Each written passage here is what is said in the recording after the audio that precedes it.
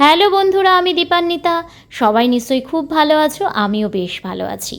আমি almost ready হয়ে গেছি। আজকে যাব একটা অনুষ্ঠানে, ছেলেকে সাথে করেই নিয়ে যাব। এই যে দুজন আমরা বেরিয়েও পড়েছি, একদম অনুষ্ঠানের কাছাকাছি চলে এসেছি। আর আজকে পরেছিলাম আমার খুব পছন্দের একটা হলুদ শাড়ি। এই শাড়ির বিষয়ে পরে কথা বলছি, চলো আগে অনুষ্ঠানে যাওয়া যাক। অনুষ্ঠানে গিয়ে দেখি অনেকক্ষণ ধরে অনুষ্ঠান চলছে। আজকে দিনটা ছিল 19শে মে, আন্তর্জাতিক ভাষা দিবসের এই অনুষ্ঠানটা হচ্ছে নদিয়া শাখার তাহেরপুরে। আর প্রচণ্ড গরম ছিল। এই যে পিসি সাথে সাথেই শরবত নিয়ে এসছে, তো হাওয়া যেন গায়েই লাগছিল না। রোদ্দুর অনেকক্ষণ বসে থাকার পর শরবতটা হাতে তুলে নিল। প্রথমে ভাবলো হয়তো এটা কোল্ড ড্রিঙ্কস, কিছুটা খাওয়ার পর মনে হলো না, এটা তো কোল্ড ড্রিঙ্কস নয়, আমাকে বাকিটা দিয়ে গেল। আর এই যে পিছনে যাকে দেখতে পাচ্ছ তোমরা, সেটা হলো তারক কাকু, আমাদের তাহেরপুরের খোলা চিঠির কর্ণধার। তার সাথে বিভিন্ন সাংস্কৃতিক অনুষ্ঠান পরিচালনা করে।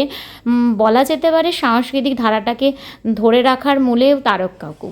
তো এই যে অনুষ্ঠান চলছে, গান, কবিতা, নাচ, আর এই যে ছোটো ছোটো বাচ্চারা নাচের ড্রেস পরে রেডি হয়ে রয়েছে।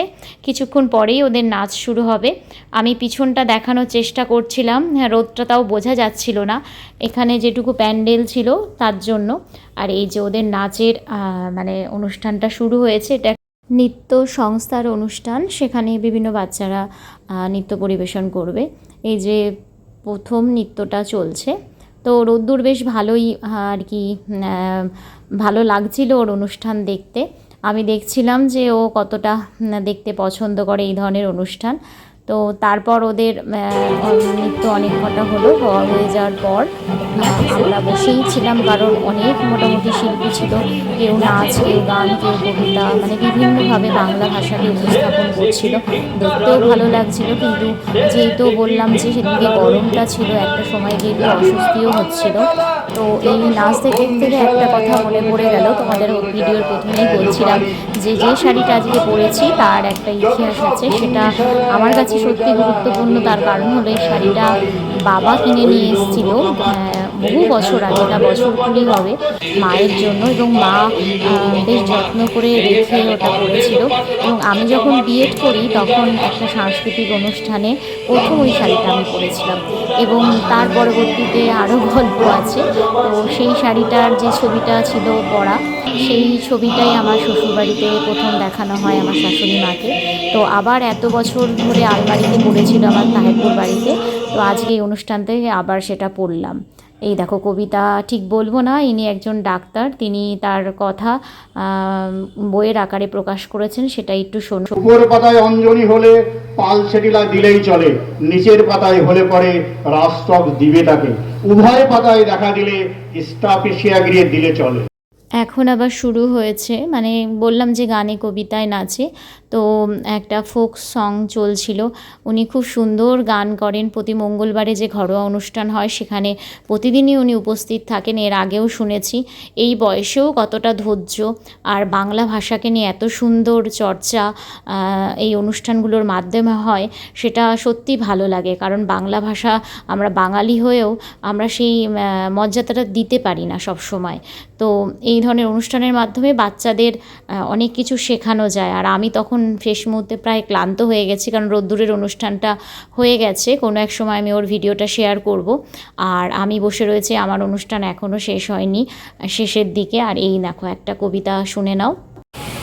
মাতৃভাষা বাংলা আমার, বাংলাদেশে ঘর। কবি রত্নেশ্বর হাজরা। এইখানে খাল, ওইখানে বিল, ওই নদীতে চল। বাংলা আমার মাতৃভাষা, বাংলা আমার ঘর। জোয়ারে জল ভাষায় আর ভাটায় জাগে চল। জোয়ারে জল ভাষায় আর ভাটায় জাগে চল। মাতৃভাষা বাংলা আমার, বাংলাদেশে ঘর। মাতৃভাষা বাংলা আমার, বাংলাদেশে ঘর। আরও আর একটা কবিতা, এটা আমাদেরই বীরনগরের এক ম্যাডাম করছিলেন। বাংলা ভাষা উচ্চারিত হলে খুব সুন্দর করেছেন, শুনে দেখো। ভাষা এই সত্যকে কবি শামসুর রহমান তার পংক্তিতে আবদ্ধ করেছিলেন। তার লেখা কবিতা বাংলা ভাষা উচ্চারিত হলে, বাংলা ভাষা উচ্চারিত হলে নিকন উঠানে ঝরে রৌদ্র, বারান্দায় লাগে জ্যোৎস্নার চন্দন। বাংলা ভাষা উচ্চারিত হলে অন্ধ বাউলের একতারা বাজে, উদার গৈরিক মাঠে খোলা পথে উত্তাল নদীর পাকে পাকে।